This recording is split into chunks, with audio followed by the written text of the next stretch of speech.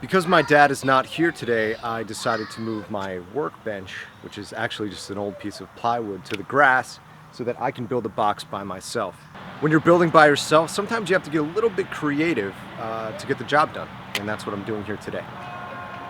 When you're all alone and you don't have any friends or family or anyone who loves you, sometimes you need to improvise. And so I'm taking a scrap board and I'm clamping it so that my top piece doesn't slide around when I go to attach it to the side piece.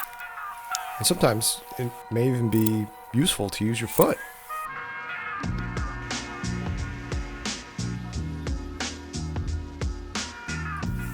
For the final side that I'm connecting, I'm just going to use one clamp on each side to keep the top from sliding around. Using the Craig right angle clamp is very helpful because it pulls the boards in close and it makes the joining process a lot easier. Pocket hole joints don't really slide as much when you don't use glue, but when you're gluing them, it really helps to have those clamps back there to keep the board from sliding.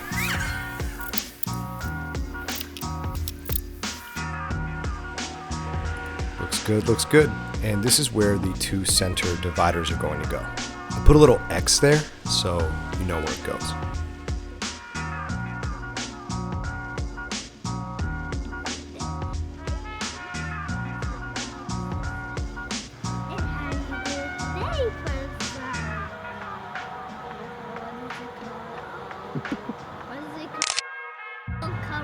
Bye-bye. Moving on, we're going to attach the center dividers in the exact same manner in which we join the main box. And as I go about connecting these center dividers, I'm just going to check and double check with my tape measure to make sure that I'm keeping with all of my measurements and that the top and the bottom line up exactly where they need to be. And really, the worst part of working alone is over. The hardest part was trying to construct the main box, so it's all gravy from here. And I'm not sure if you noticed, but my dad has these really cool sun safety glasses. Not only do they protect you from the sun, but they also protect you from pocket hole joinery, with the bonus of looking badass while you do it. Thanks, Dad. You can see this final joint is sliding around a little bit, and I'm really going to take the care and the time to make sure that I can get it where it needs to be, because it's going to mess up the rest of the pantry unit if I don't get it right.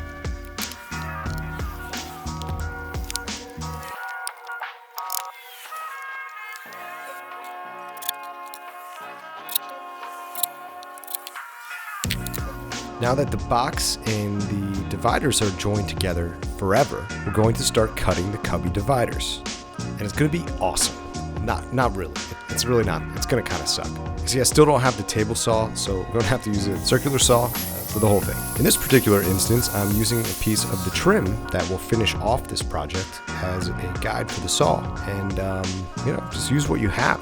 And then once you go inside, go on Amazon and order a track saw with a really long guide rail.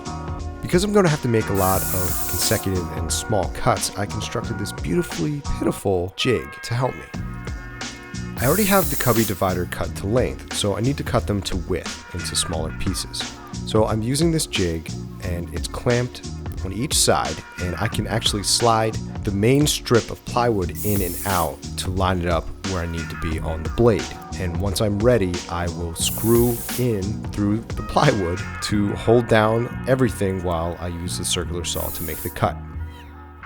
Now there is a better way to do this, and it's called using a table saw.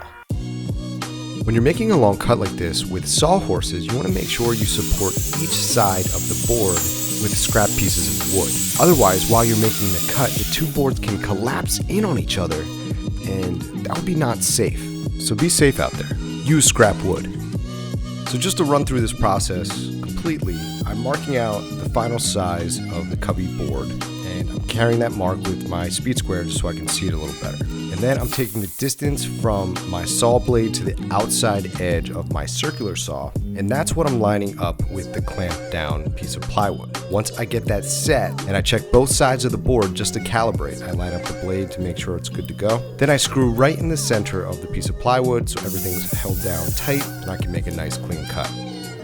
They've done studies, 60% of the time it works. Every time.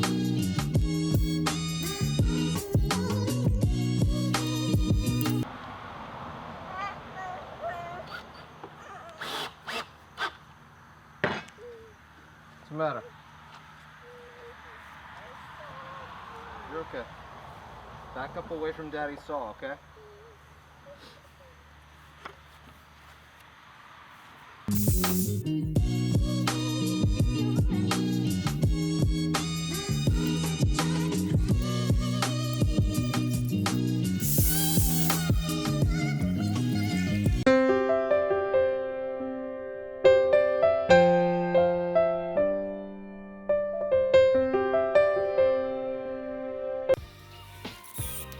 I'm going to attach the cubby dividers using pocket screws, so I'm using the mini Craig jig to pre-drill those holes.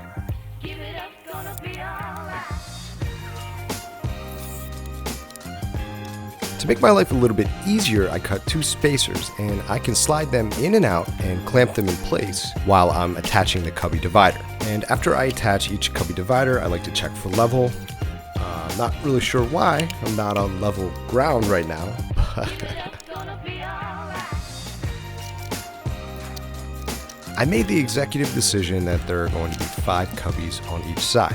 The bottom 8 are going to be the same size, and the top 2 are going to be a little bit higher. Keep in mind the pantry is going to be, I believe it's 13 to 16 inches off of the ground, leaving ample room for cheese puffs and etc. So I can't think of anything else. You would think I could think of tall pantry items, but I just can't. I'm blanking out. I'm slowly making my way up, cubby by cubby, like an unlikely hero climbing a mountain to save a princess. Except the mountain in this case is a pantry, and the princess is, in fact, my mother. In any case, we'll be ready to install this pantry very, very soon.